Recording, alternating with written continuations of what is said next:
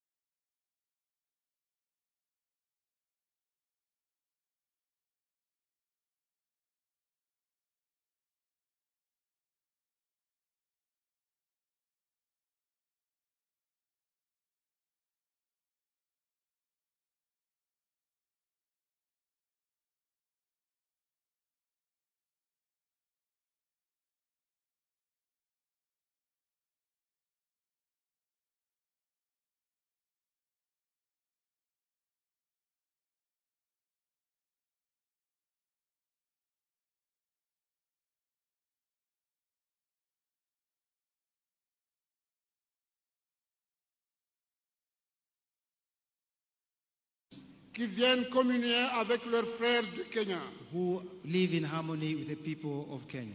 Des liens diplomatiques enfin, Also in the diplomatic field, puisque depuis l'indépendance de notre pays, since independence of our countries, les Comores et le Kenya travaillent main dans la main Comoros and Kenya work hand in hand pour renforcer leur coopération bilatérale. to strengthen the bilateral collaboration.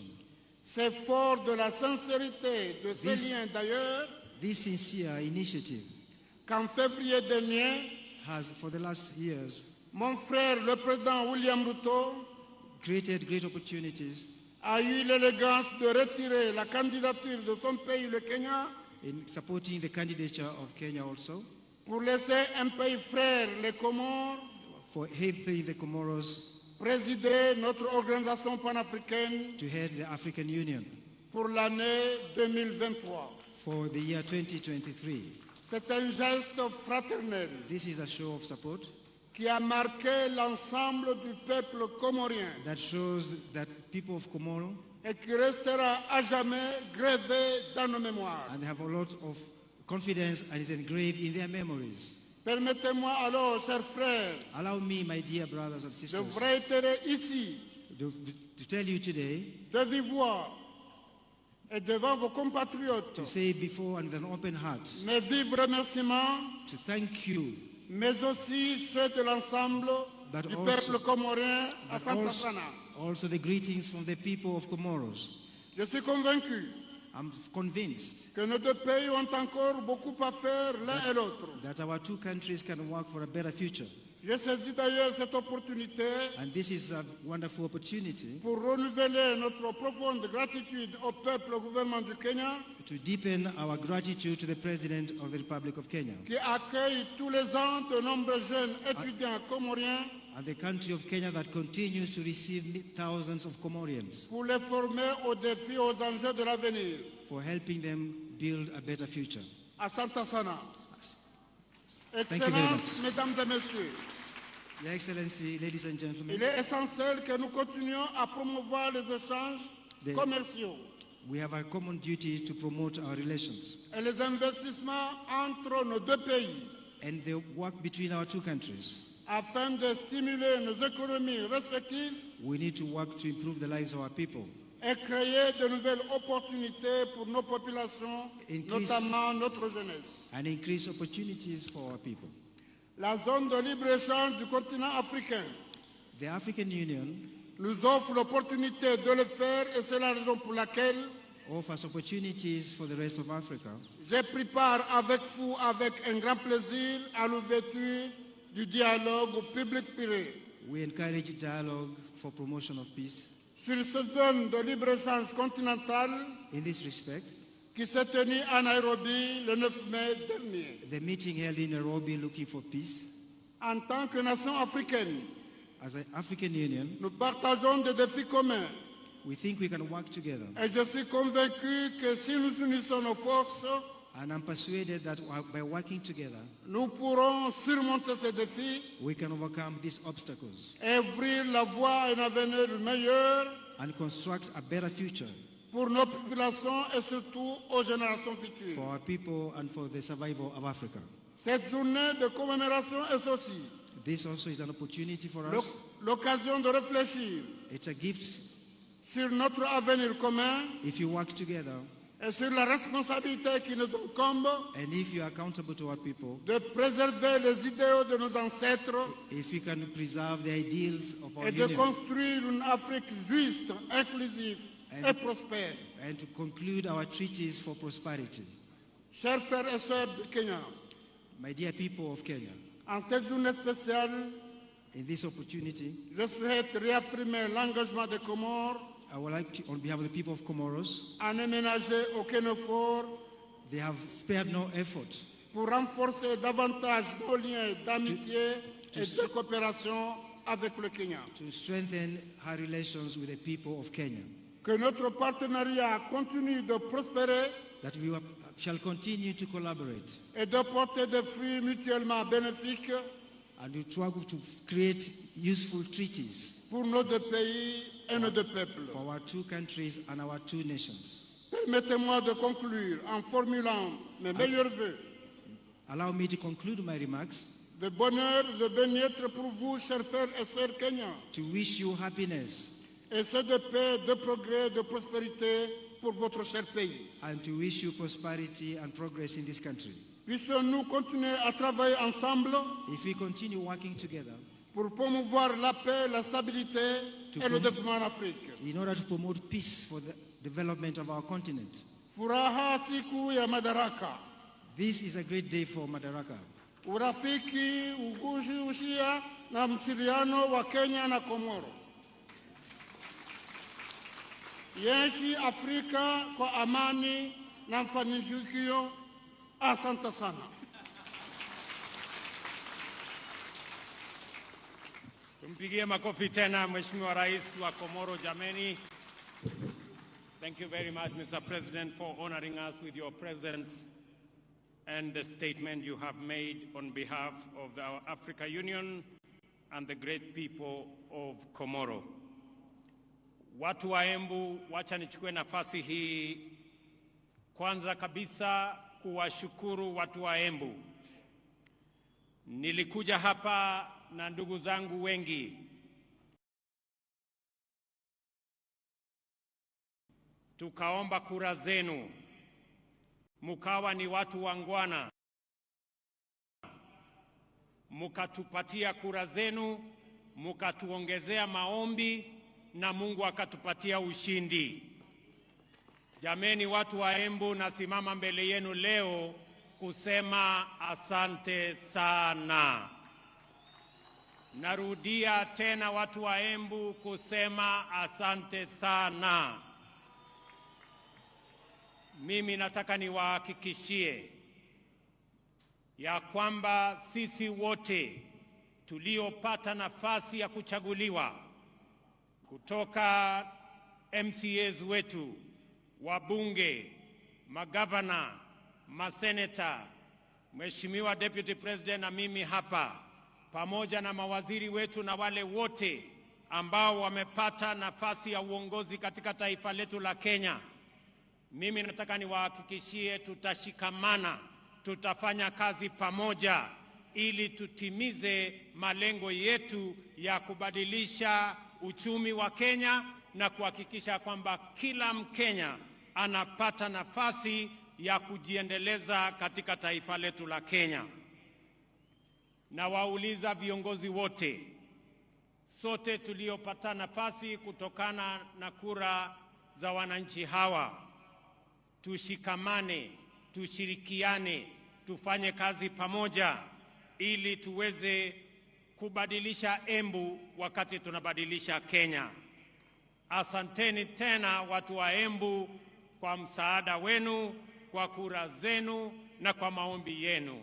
I want to say thank you very much to the great people of Embu County, as I thank all Kenyans who stepped forward to vote in the last election so that we, as the people of Kenya, can maintain our democratic credentials as a nation that is democratic, as a nation that is built on the firm foundation of multi-party democracy. And now it is our opportunity, all of us as leaders in government and in the opposition, to work together towards making our nation great. On this day, 60 years ago, Kenya formally gained its right of internal government. Madaraka, the mandate of majority African self-determination, was a major step forward. The emergence of this nation as a republic later that year. That first Madaraka Day then was the golden dawn of our country's sovereignty, freedom from colonial oppression, autonomy from racist repression, and liberty from foreign suppression. In fighting for our sovereignty, our noble freedom fighters had primarily waged a political struggle to liberate a people divided, humiliated, and impoverished under a predatory system whose institutions were vicious and extractive. So, although the freedom struggle was political and the first Madaraka Day represented political autonomy, every Kenyan African understood it to mean and to be the beginning of the hard and noble work of securing and enhancing social and economic freedom as well. For 6 decades now, the people of Kenya have worked hard with admirable diligence and unwavering determination to perfect the political freedom of their nation through sustained socio-economic progress. In this manner, Kenyans have reiterated their commitment to true freedom by complementing political freedom with freedom from want, freedom from suffering, freedom from ignorance, and freedom from indignity. Our forefathers' historic struggle to vindicate our God-given rights of self-determination entailed tremendous sacrifice and immense determination against a colossal adversary. Ultimately, they triumphed. Similarly, our war against underdevelopment, poverty, unemployment, indignity, and vulnerability has been daunting. Yet, we have made steady progress year after year over 6 years of freedom. At the heart of our struggle for freedom, both before and after independence, is the distinctively Kenyan spirit of determination that is nevertheless flexible, consistency which is innovative, pragmatism that is also hopeful, and faith strong enough to take chances. The sacrifices required were inspired by a spirit that is truly unique, which transcends ordinary decision-making. We recognize that spirit even now. It lives in the heart of every Kenyan who wakes up early to give their best, try their luck, knock on doors, and chase their dreams. We see it every day when we see traders, artisans, farmers, and other workers braving the scorching sun and enduring cold rain in pursuit of livelihood. We also witness in teachers, nurses, police officers, extension officers, and technicians who go far from their comfort zone, often beyond the call of duty, to attend to Kenyans in their communities throughout all villages, all corners of our great republic.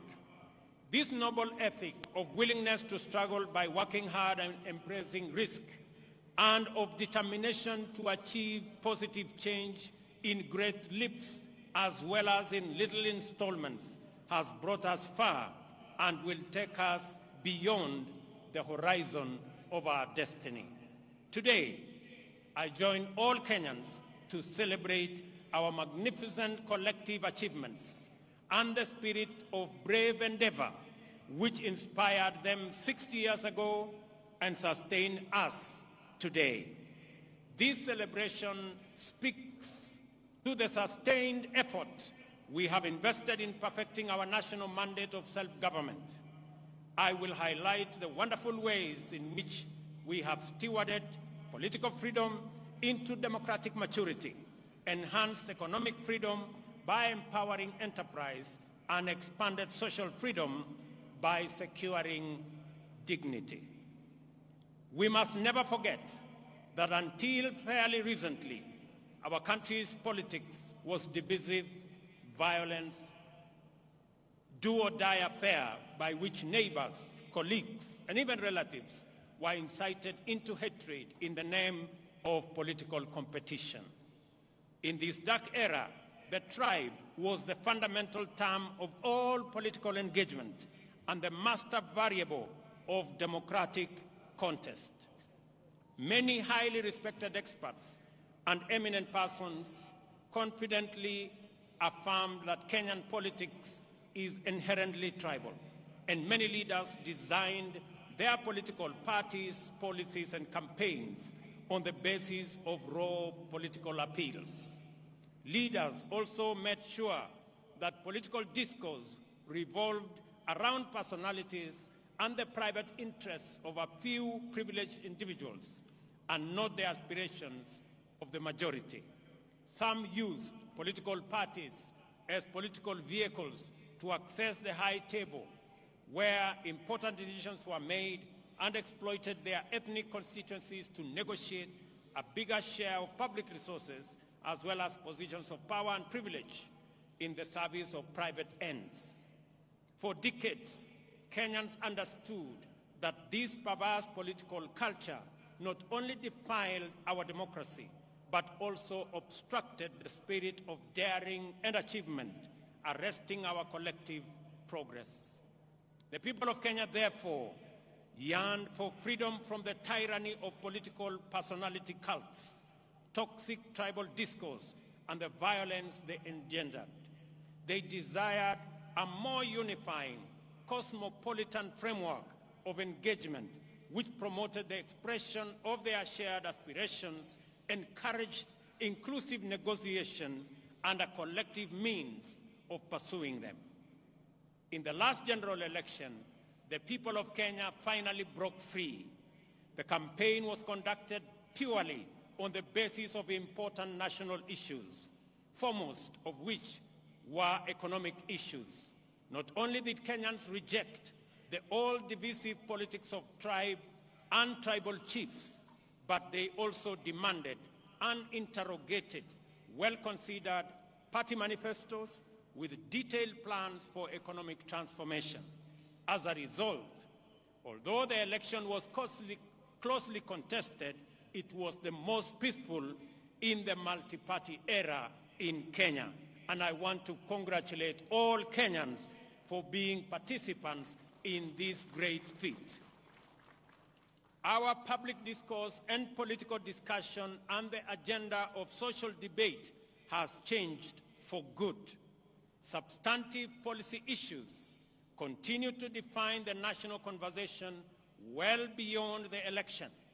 At the moment, there is a robust debate on the finance bill taking place everywhere in this country, in churches, social places, formal and informal workplaces, all media platforms, and busy markets, as well as in urban and rural gatherings. We are truly a trailblazing nation. Many countries struggle in vain to generate a national debate on public financing, taxation, or other policy issues.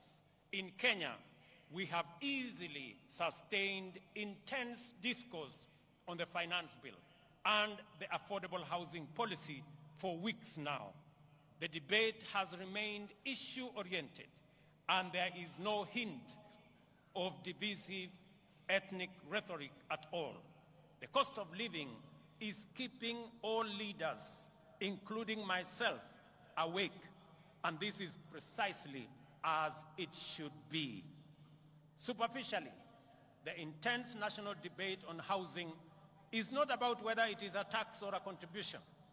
The attention sharply focused on the housing contributions is an implicit expression of ownership.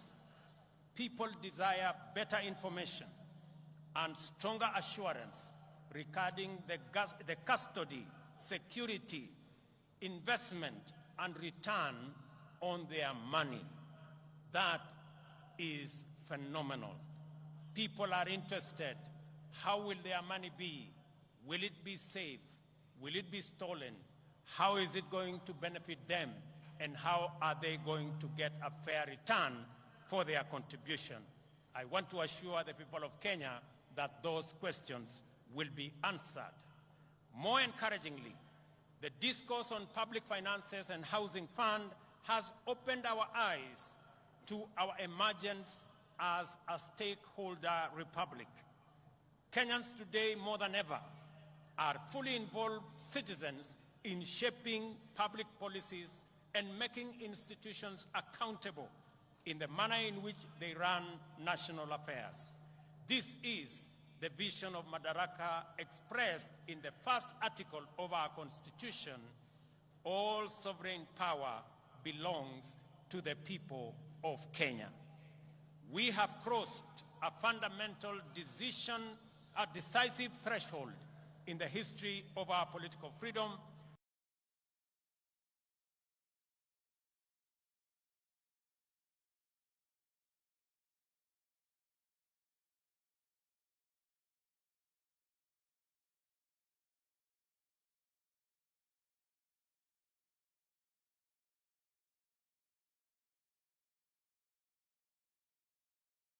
Tallies in the last election, enabling Kenyans, and indeed anyone else, to compare and verify tallies and ascertain results.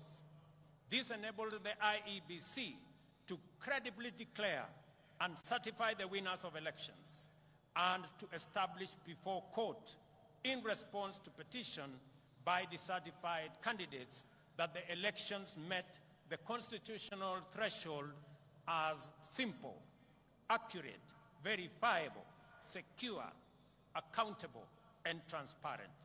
In fact, the openness and credibility of the 2022 election are affirmed by the fewer petitions filed, 124 petitions compared to 303 petitions in 2017.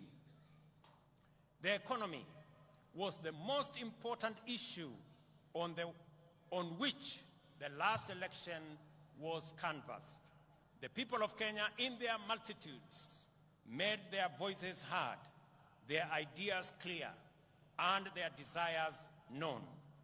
From Busia to Banisa, Lokichogio to Lamu, Magadi to Moyale, Mandera to Migori, and everywhere in between, the people said they wanted to transform our economic system, democratize opportunity, enhance inclusion, and reduce exploitation. Instead of the traditional campaigning of confrontation, incitement, and division, the last campaign became a sustained national debate on the most pertinent economic issues: the millions of our unemployed youth, access to affordable credit, inclusive financing, promoting the robust expression of the legendary Kenyan hustling spirit through MSMEs, and the facilitation of individual enterprise by enhancing market power through collective interventions like the Chama and SACCO. This is how Kenyan entrepreneurs desired to secure access to credit, do savings, access the market, social security, and health insurance. By paying attention to their aspirations, we established that Kenyan entrepreneurs desire to pursue success through enterprise, which makes positive measures to ensure that no one is left behind or no one is exploited. It is an enterprise culture which encourages the pursuit of individual aspirations through collective systems, which empower every person to succeed within the context of a thriving community. In the course of consultations with Kenyans at the grassroots throughout the country, we identified a number of barriers to effective realization of their economic well-being. The first was the bureaucracy in regulation and compliance, including tax administration. Second, the extreme informality of most enterprises, which effectively relegated them to the margins of empowerment, facilitation, or even recognition as lawful undertakings. Third, was the misconception around expanding the national tax base. Is it about people paying more or more people paying? The answer lies in empowering more Kenyans to enter the taxable income category through intentional effort to create millions of new jobs and millions of new taxpayers in due course. Fourth, a huge number of Kenyans, about 10 million, had either been blacklisted by the credit reference bureaus, of an inability to pay loans, advanced by financial technology platforms, or were struggling to pay. Other lenders required hefty securities and valuable assets as collateral, yet these struggling entrepreneurs required financing to acquire such assets.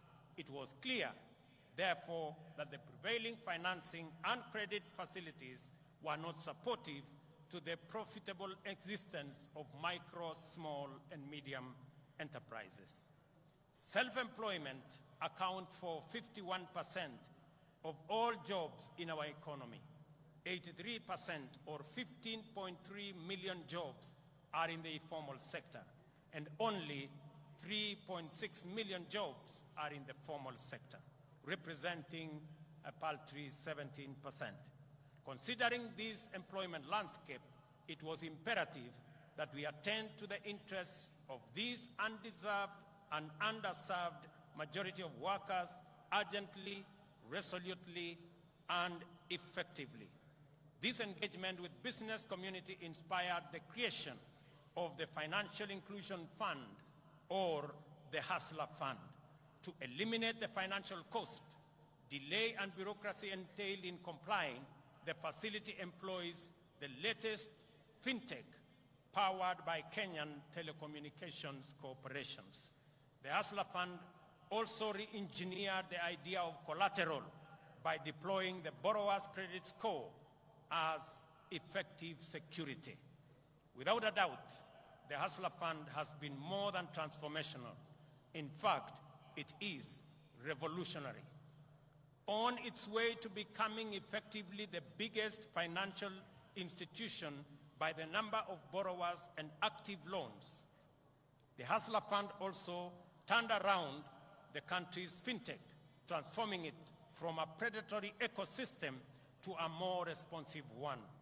As a result, Kenya's digital economy has received a tremendous shot in arm, as demonstrated by reports that Safaricom alone has enrolled at least 2 million new subscribers into their financial ecosystem, courtesy of the Hustler Fund. Today, as we celebrate progress in achieving economic freedom, we also celebrate our digital economy. Powered by our famous fintech community, Kenya's legendary spirit of enterprise has entered the digital space. Kenyans responded to this promise of economic freedom in and equivocal terms. The total number of digital transactions now at the Hustler Fund stands at 42.5 million, through which 20.2 million Kenyans have accessed nearly Kenya shillings 30 billion and repaid close to 20 billion, with 7 million Kenyans being constant and repeat customers. Not a single shilling has been stolen through corruption, and borrowers do not need to know anyone, bribe any official, or go through any complex bureaucratic procedures to access the Hustler Fund. They only need a device, a little airtime, and a few minutes, and they are all able to get money wherever they are. The second product of the Hustler Fund will usher our unique collective-driven competitive market enterprise to the online domain. To promote inclusion, the Hustler Fund is going to deploy groups such as chamas and SACCOs, overcome exclusion and barriers to participate in credit savings, social security, health insurance, and other socioeconomic amenities. This is how we will use policy and technology innovation to mainstream our way of life.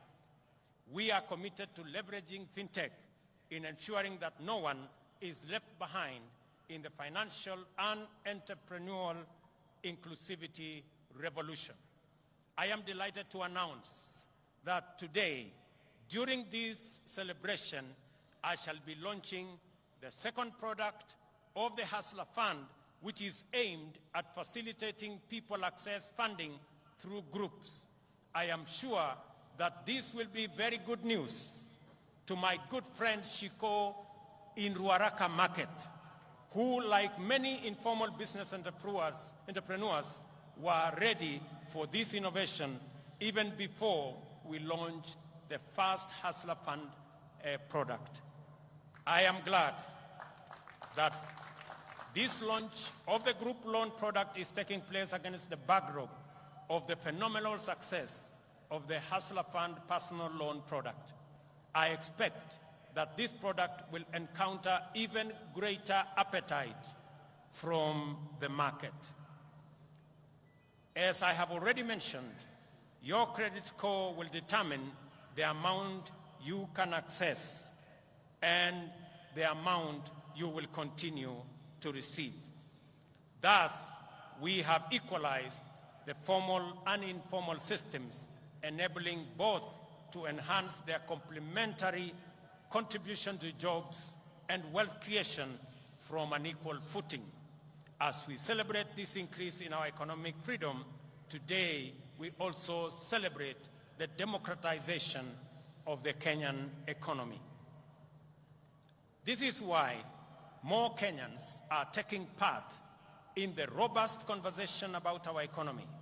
The conversation is inclusive, focusing on the proposals to raise revenues, to discourage imported goods that can be manufactured locally so as to grow local manufacturing and enhance export competitiveness. In this debate, Kenyans are interested in how government will create the 1 million jobs it has committed to provide through the affordable housing program. I know many people have questions about how and why are we having a conversation about housing in the Republic of Kenya. And progressively we are answering the how, we are answering the why, and we will answer every other question.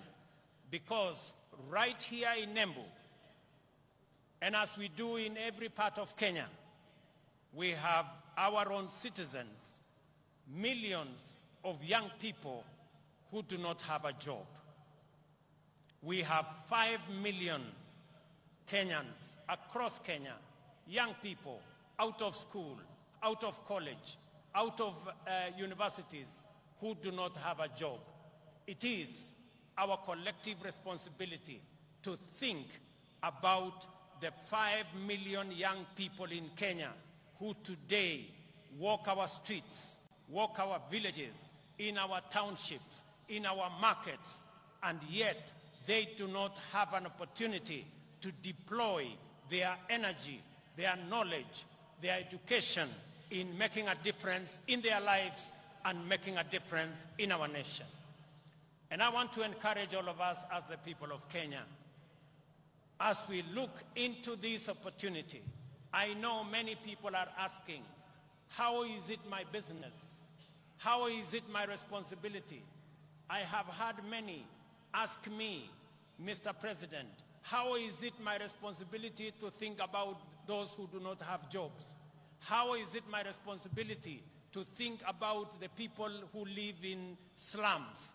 7 million Kenyans who live in slums, in indignity, without toilet, without running water, without roads. How is it my business? Let me ask the people of Kenya, if our freedom fighters, the people who made the ultimate sacrifice and lost their lives in liberating our nation, if they had asked the question that how is it their business, today we would continue to have been slaves of our masters if they asked themselves that question. It is our opportunity, as they did, to liberate our country. They went beyond the call of duty. They did not ask, how is it their business to make the ultimate sacrifice to liberate our country?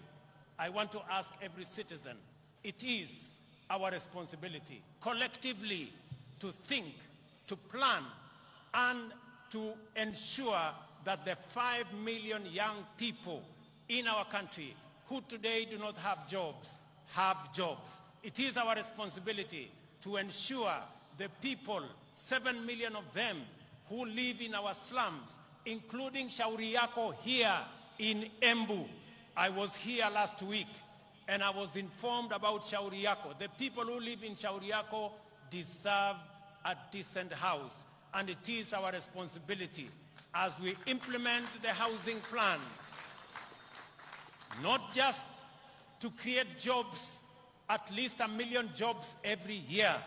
It is also our responsibility to grow our manufacturing, because housing will make sure that our entire manufacturing value chain, from the cement in our factories, to the steel in our factories, to the doors and windows and hinges in our Juakali sector and our construction products industry, to the sand harvesters, to all the people who will be working in our construction sites, to the accountants and engineers and all the architects and all the technicians and the electricians, to every sector, the millions of young people that will be employed in this sector, is sacrifice enough for us who are employed to make that contribution to the Hustler Fund, to the Housing Fund, so that we can bring around the change that is going to take our country forward. Our vision for affordable housing program is premised, firstly, on the objective of creating 1 million direct and indirect employment opportunities throughout every value chain in the housing development ecosystem. A single housing unit is capable of employing 3 to 5 workers directly and an additional 8 workers indirectly in the manufacturing of construction products, in transport, in logistics, and in all other sectors that contribute to the housing and construction industry. Secondly, the objective of affordable housing is to increase the number of homeowners and to transition more Kenyans from rent-paying in informal settlements, in slums, and we have 1,411 slums in Kenya. We should transition those people, my countrymen and women, into homeowners. They should live in dignity like the rest of us, because we owe them a duty of citizenship and a duty of comradeship as we live in one country. I want to ask every parent, I want to ask every Kenyan that rather than ask, how is it your business? We must know that it is our business because the 5 million young people are our children. They are our citizens. They pay taxes. And when we transition them into jobs, we are building a bigger pool of taxpayers. The conversation we have today in Kenya is different. I did promise the country 3 years ago that we are going to change the conversation. That the conversation is not going to be anymore about leaders. It is going to be about citizens. It is going to be about those who do not have jobs. It is going to be about our manufacturing. It is going to be about the millions who live in informal settlements. It is going to be about the people. I told the country that we are going to change the conversation. It is not going to be about changing the constitution and creating positions for leaders. It is going to be about changing the economy and creating opportunities for millions of young people, including the many who are today in our streets and villages, the millions of young people who are looking up to us to provide them with opportunities to work. It's going to be about the ordinary people who work in the manufacturing sector, the people who also want to contribute, to be taxpayers, but because they have no jobs, they cannot pay tax. I promise the country that it is not going to be about sharing power. It is going to be not about sharing power by the elite and by leaders. It is going to be about empowerment of every citizen, empowering our farmers to produce more so that we can get ourselves into food security, empowering our young people with jobs so that they too can contribute meaningfully to our economy and meaningfully to our taxpayers. It calls for us the empowerment of every citizen and every business person so that we can contribute to the economy of our country. I want to promise you, ladies and gentlemen, that that effort is on course, and together we are going to move in that direction. To enhance our national productivity, we are prioritizing the consolidation, processing, and value addition of our agricultural products. You just heard my dear sister, Governor of Embu, say, right here in Mashanga, we are going to build an aggregation and industrial park so that the people of Embu, and as we do it in Embu, we are doing it in every county in the Republic of Kenya.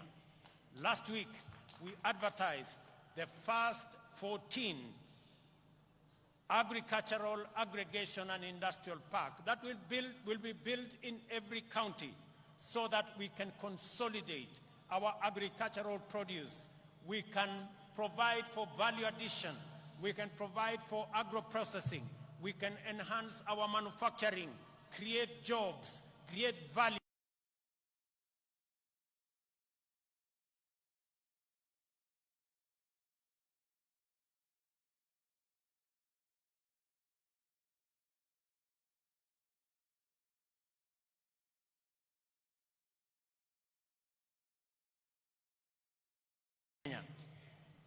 Additionally, the government of Kenya will step up the establishment of 5 additional export processing zones in the coming year in Sagana, in Thika, in Joro, in Eldoret, and in Busia to complement the one in Athi River, the one in Dongokundu, and the one in Naivasha, because we believe that additional processing capacity, focusing on our exports that have come down in the last 10 years from 28% of our GDP to just around 10% of our GDP, that we need new impetus, we need new thinking, we need new infrastructure to be able to drive our exports, and that is why we are expanding our processing capacity in our export processing zones, in our special economic zones, and at the same time, we remain firmly committed to the Continental Free Trade Area and the effective implementation of the Africa Continental Free Trade Area. Just this week, we concluded a working retreat for trade ministers of the Continental Free Trade Area with the private sector. I am glad to welcome to this gathering the delegation that has been holding Africa private sector discussions in Nairobi, led by my brother, the President of Comoros, His Excellency Azali Assoumani, and one of the most foremost champions of the Africa Continental Free Trade Area. It is also gratifying to note that the champion, the former president of Niger, is right in our midst. It's also gratifying to note that 11 trade ministers are here today from different countries in our continent. I wish to recognize the following delegations led by the ACFTA Secretariat. Delegation from Comoro, are they here? Wasimame? The delegation from Comoro, thank you very much. The delegation from Niger, thank you very much. Delegation from Central Africa Republic, the delegation from Chad, thank you very much, they are there. The delegation from Namibia, the delegation from Djibouti, the delegation from Cote d'Ivoire, the delegation from Nigeria, the delegation from Botswana, the delegation from Ghana, and the delegation from Burkina Faso.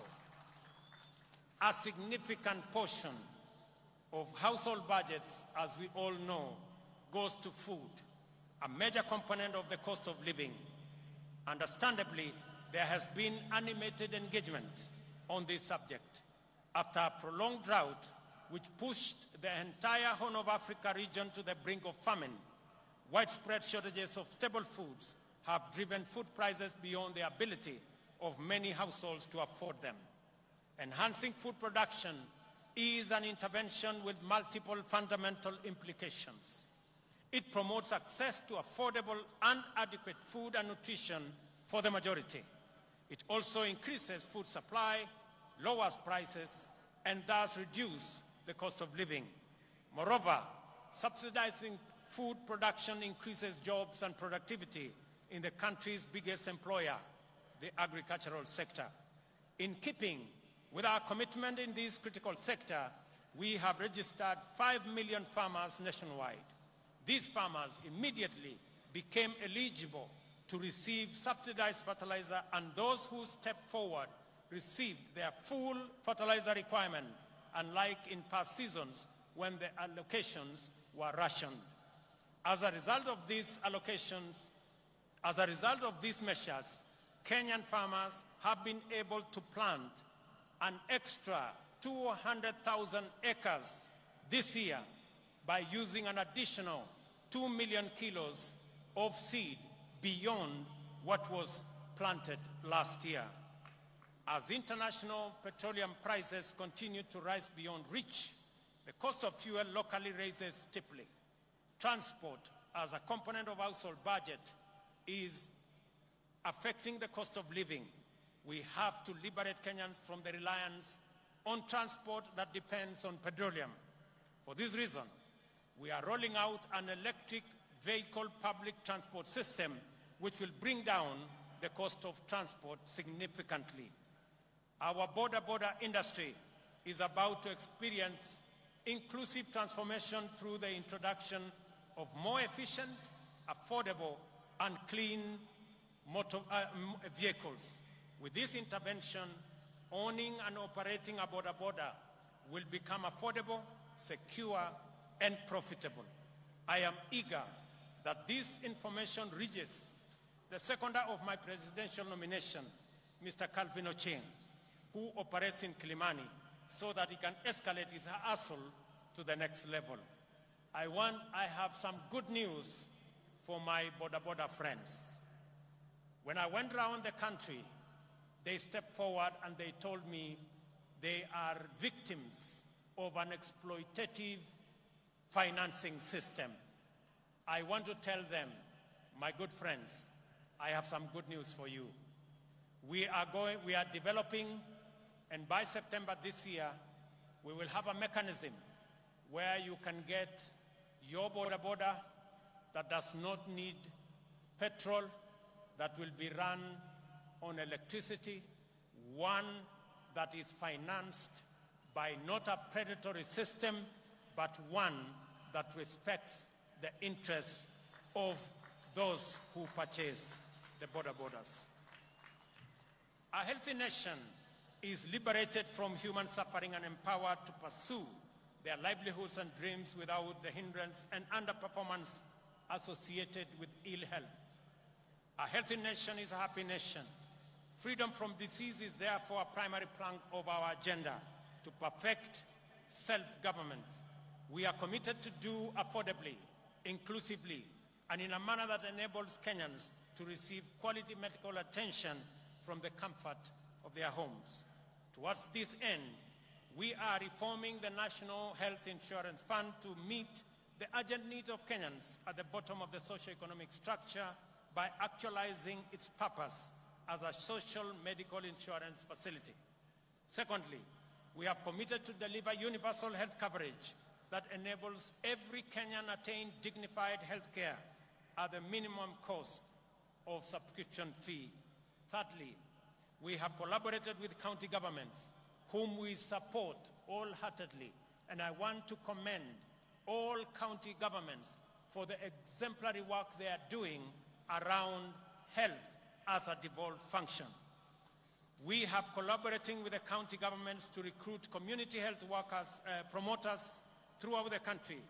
100,000 of them will be recruited under this program, and this number will make every one promoter available for 100 households.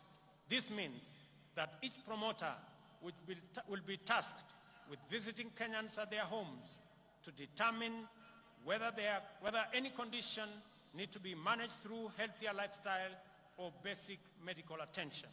They will also be tasked with enabling patients with chronic conditions manage their medication, diet, and general well-being in a manner that makes hospitalization sometimes unnecessary. Finally, the promoters will facilitate early detection of conditions for referral to comprehensive attention in the spirit of effective healthcare management. Ladies and gentlemen, the imperative of Madaraka mandates us to build a strong, democratic, prosperous nation through the successful pursuit of high productivity and competitiveness. Industrialization and technology innovation is one such movement.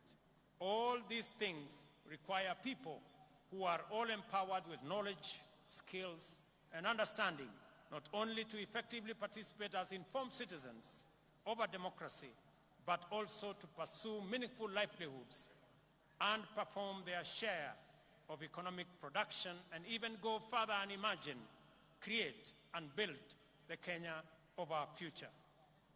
Education, therefore, matters for our freedom and self-reliance, and is the enabler and optimizer of every other undertaking. We have taken all possible measures and pursued every available option to actualize our vision to make education at all levels accessible, affordable, and inclusive, and removed social and economic barriers to the attainment of the highest education by all Kenyans. Beyond subsidizing primary and secondary education in all our public primary and day secondary schools, we have reimagined higher education financing to deliver equity and broader access to all Kenyans, with special attention to enabling the most vulnerable learners to realize their right to education. We have also employed 35,000 teachers in a historic and unprecedented drive to improve the national teacher-pupil ratio and enhance performance. Additionally, we are designing the competence-based education curriculum to make it responsive to our education needs at the point of our social, cultural, and economic development. Finally, the National Open University will obtain its charter in the course of this month, and as we speak, courses are being uploaded for commissioning, and later this year, Kenyans will have the opportunity to go to university from the comfort of their homes online.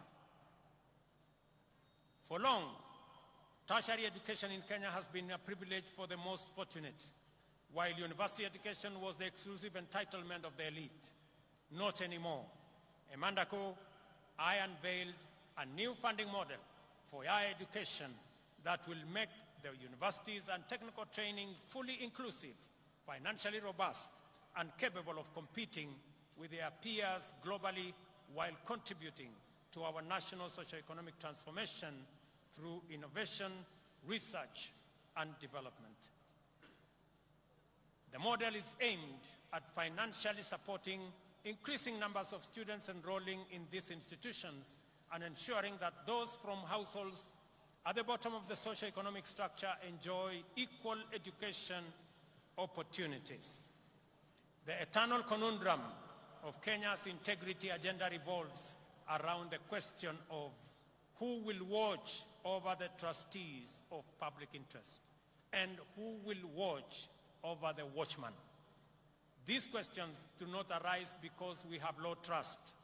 Rather, they exist because we have high expectations. Given that these expectations are legitimate, in a technologically driven new millennium, we are increasingly resorting to technology as the answer.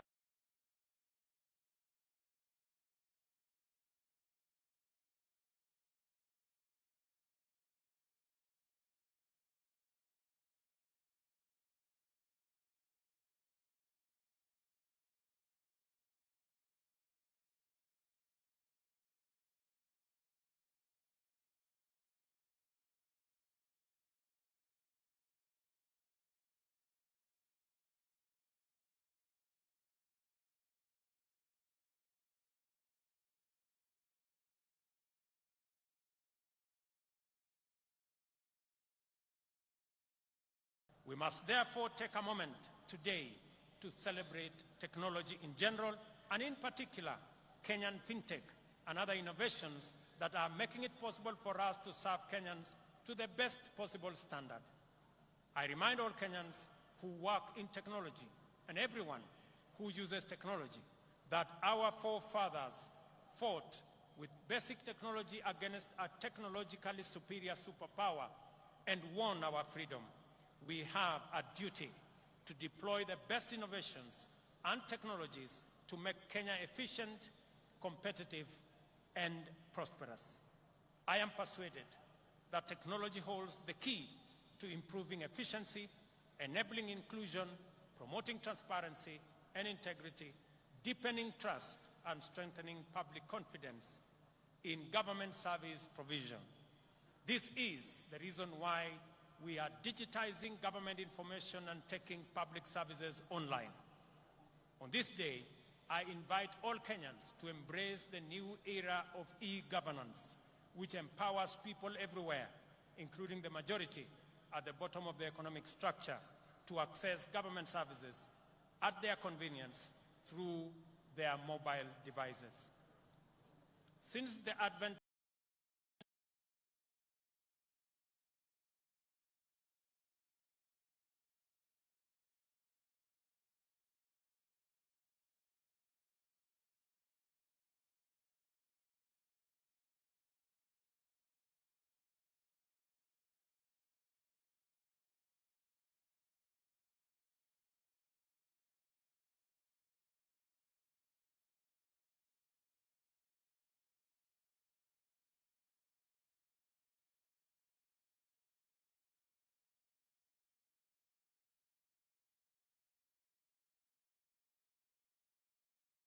contemplate all the achievements we are celebrating today, let us reflect on the noble motivations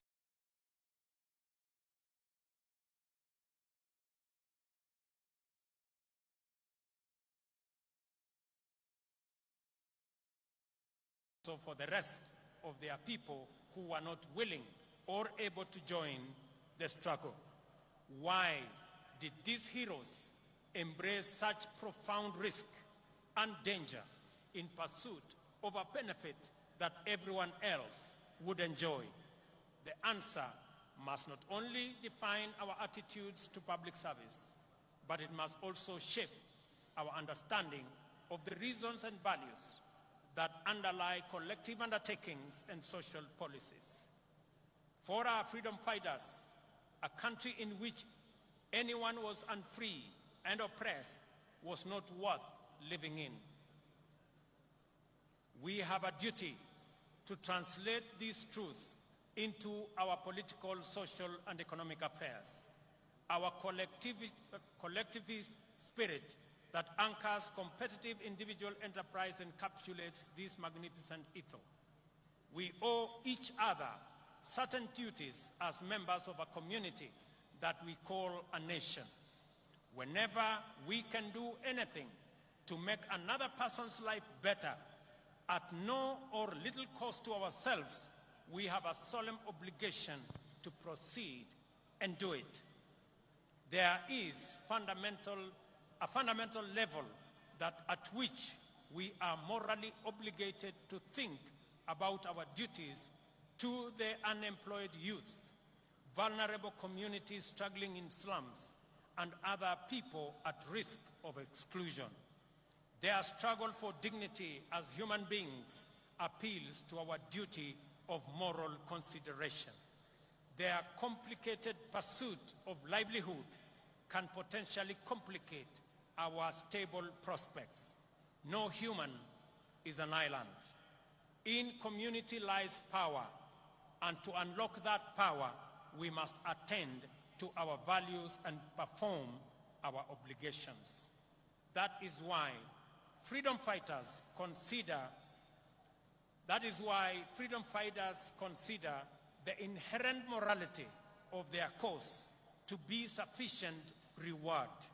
For example, those of us who are earning Kenya shillings 200,000 monthly will pay only 2,500 to build a fund that will help create millions of jobs for millions of our young people and bring a meal on the tables of many hustlers. This is a worthwhile contribution to make for the greater good of our nation, as indeed the freedom fighters who came before us did. As we continue to make progress in our pursuit of the transformation of our economy from the bottom going up, we must remain vigilant that no one is left behind and no resources are lost to waste and corruption. Public servants must ensure that public resources must be utilized solely and exclusively for purposes that serve the interests of all our people. I have made a personal commitment to use all instruments and authority at my disposal to curb waste and eliminate theft. I will not permit greed, lawlessness, or impunity. Ladies and gentlemen, it is our collective duty, sisi wote kama Wakenya. Mimi nimekuja hapa Embu katika sherehe hii ya muhimu ya Madaraka ili tukubaliane kama wananchi vile wale waliotutangulia bila ya kujali watapata nini walipigania uhuru wetu, damu yao ikamwagika, wengine wakauawa, lakini hawakurudi nyuma, kwa sababu kama wangerudi nyuma leo tungekuwa watumwa wa wale walikuwa wametutawala. Na ndio tunajiuliza kama taifa, kama Wakenya, it is the moment for us to ask, what can I do for my nation? Not, what can my nation do for me? both questions must be answered in the affirmative. Sote kama wananchi wa taifa la Kenya tumesema ya kwamba jambo la muhimu ambalo lilikuwa katika uchaguzi uliopita ilikuwa ni maneno ya uchumi wa taifa letu la Kenya. Ilikuwa ni maneno ya wananchi mamilioni vijana wetu ambao hawana ajira. Ilikuwa ni kati ya wale watu wengi hawana uwezo ya kupata mkopo kwa sababu hawana title deed, hawana logbook. Leo ni jukumu letu kuhakikisha hata na wao wako na uwezo, wako na njia ya kupata mkopo wajiendeleze maisha yao. Leo katika Embu hapa, wale walio katika vyama, wale walio katika sako, leo tunaanzisha Hustler Fund Stage 2 ambayo itatoa pesa kati ya shilingi 20,000 na shilingi 1,000,000 kwa vikundi ambazo zitajisajili ili tuweze kufikisha mambo ya kupata mkopo kwa wananchi wengi. Vile vile katika mpango wetu wa ujenzi wa manyumba, nilikuwa hapa Embu wiki iliyopita, tumeanzisha ujenzi awamu ya kwanza, nyumba 100 kati 400 ambazo ni awamu ya kwanza. Nimesema nitarudi hapa Embu kama vile nitaenda sehemu zote za taifa letu la Kenya ili tuweze kujenga nyumba 200,000 kila mwaka katika taifa letu la Kenya. Hizo nyumba 200,000 zitatupatia ajira ya vijana 1,000,000.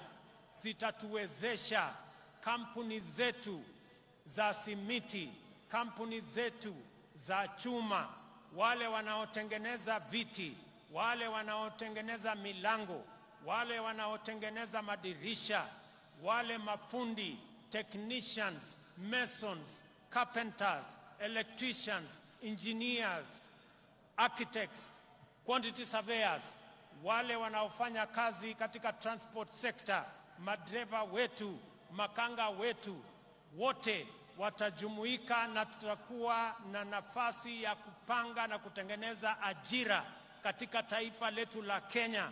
Tuwaondoe vijana wetu ambao wako mitaani, wako masokoni, wako katika vijiji, wamemaliza shule, wamekamilisha college, wamemaliza university, lakini hawana ajira. Ni jukumu letu kama taifa kupanga ili vijana 500,000 wasiokuwa na ajira katika taifa letu la Kenya, na wanaongezeka 800,000 kila mwaka, tuwapangie ajira, wajisimamie na watusaidie kuendesha taifa letu, na pia wao wachangie katika kulipa ushuru, tuweze kujiondoa kama taifa kwa madeni na tujisimamie kama taifa letu la Kenya.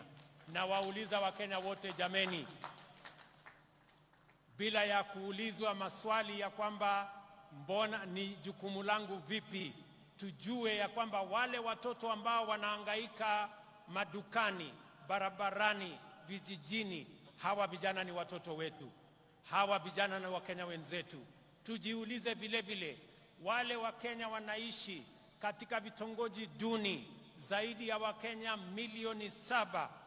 Jameni, tuwaokoe pia, hata na wao wanafaa kuwa na makao ya kutosha, makao ambayo inawapatia heshima, na ni jukumu letu sisi zote kama taifa moja, taifa la Kenya. Mimi nawashukuru sana. Mimi nimefurahi kwamba leo katika Kenya mjadala sio ya kabila hii na kabila ile. Mjadala ni moja, ni vipi tutahakikisha ya kwamba watoto wetu wanapata ajira. Mjadala ni vipi kampuni zetu za manufacturing zitaendelea mbele. Ni vipi tutakuwa na mpango wa kila Mkenya kupata mkopo. Ni vipi tutasaidia wakulima wetu watuzalishie chakula, tuondoe aibu ya njaa. That is the conversation of our lifetime, and that is a positive conversation in the Republic of Kenya. Mimi nawashukuru sana kwa kutukaribisha hapa Embu. Nimefurahi sana watu wa Embu. Nimesikia yale kiongozi wenu, wabunge wenu wameniambia kuhusu barabara zenu. Barabara ya kutoka kule Machanga mpaka PI nimesikia. Barabara ya Kiritiri, Kanywambora nimesikia. Barabara ya hapa chini Ena mpaka Kavue nimesikia. Na haya mambo yote tutajipanga, na sote tukiwa na mpango huu, tukipanga vizuri vile tutakuwa na pesa ya ushuru ya kupeleka taifa letu la Kenya mbele, tutajiondoa kwa madeni na tutakamilisha miradi yetu yote. Nimewasikiza vile vile kuhusu mambo yenu ya maji. Najua na mnaelewa ya kwamba tuko na mpango ya mambo ya maji. Hapa Embu tuko na dam ambayo tutajenga pale Kamumu. Tuko na dam ya Dhambana. Tuko na dam ya Dhoshi. Na tuko na dam zingine ndogo ndogo ambazo tutakubaliana na viongozi wenu, wabunge wenu, pamoja na county government yenu. Iko katika mipango yetu. Haya mipango yote ni kwa manufaa yenu, na ni jukumu letu sote tuungane kama watu wa Embu, kama watu wa Kenya, ndio tuweze kutekeleza haya mambo mazuri yote ambayo yatatupeleka mbele kama taifa letu la Kenya. Najua vile vile mjumbe wa kutoka kule mbele aliniambia kuhusu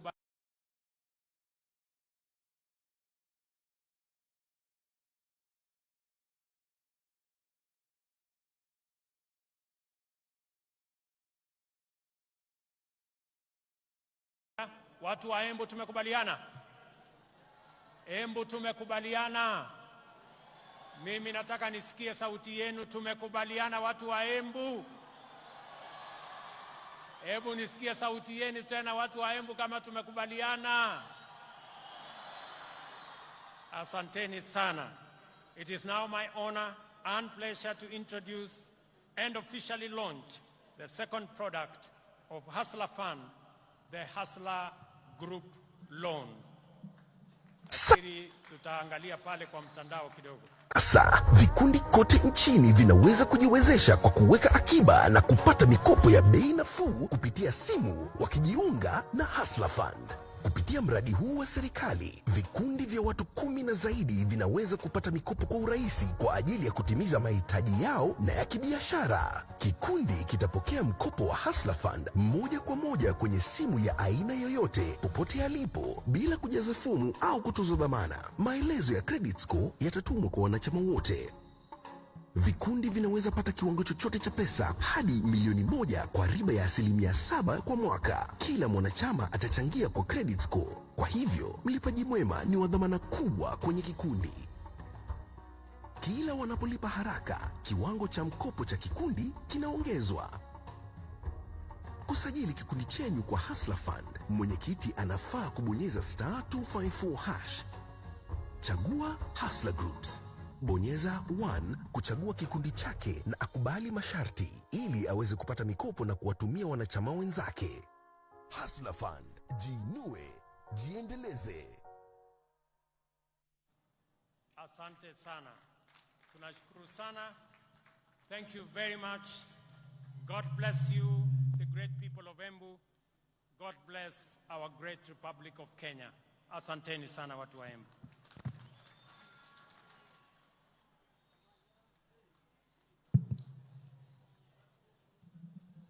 Basi nitaomba tutulie kwa heshima. Naomba sote tutulie tafadhali kabla ya wimbo wa taifa. Niweze kuwajuza kwamba atakapokuwa anaondoka Mheshimiwa Rais baada ya wimbo wa taifa, nitaweza kumleta mwenzangu Mike Gitonga aweze kutupa itifaki ya kuondoka mahali hapa. Waheshimiwa wabunge na hali kadhalika principal secretaries, tafadhali we have a pooled transport. Msiweze kuleta magari yenu hapa.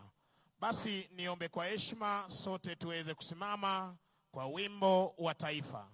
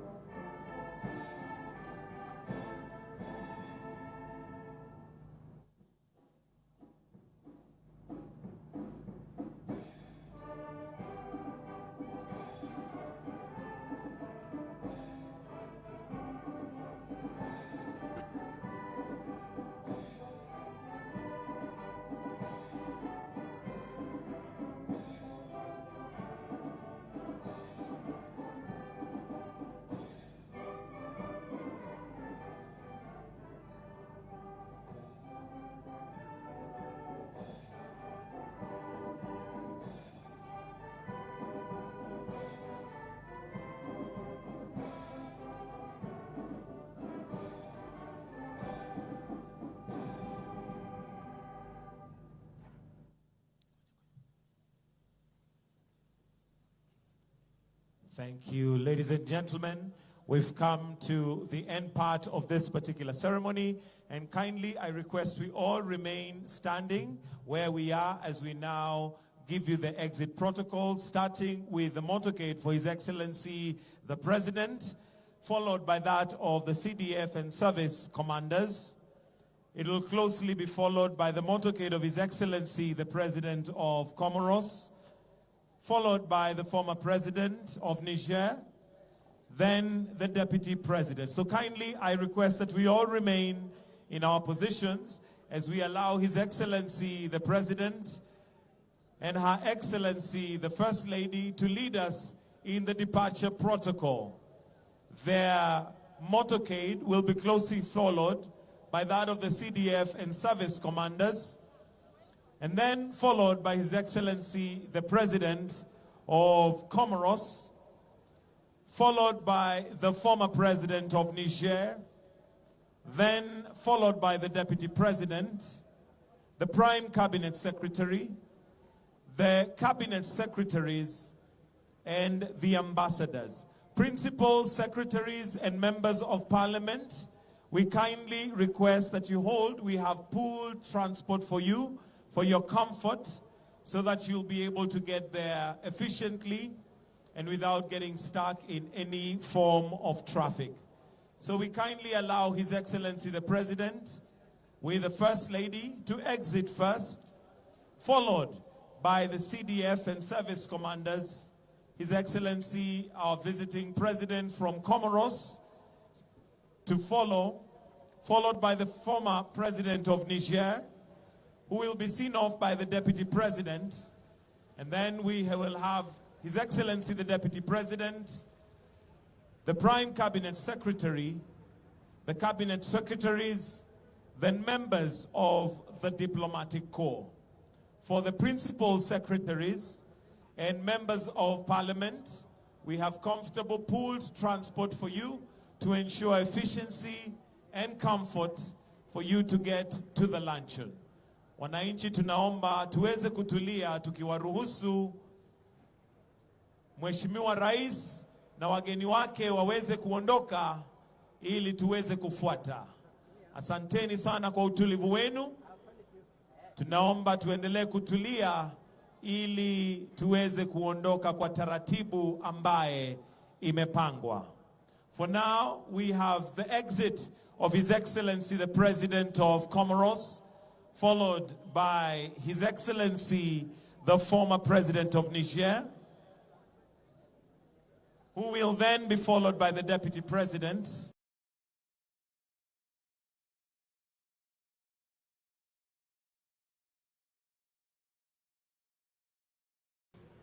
and members of the Diplomatic Corps.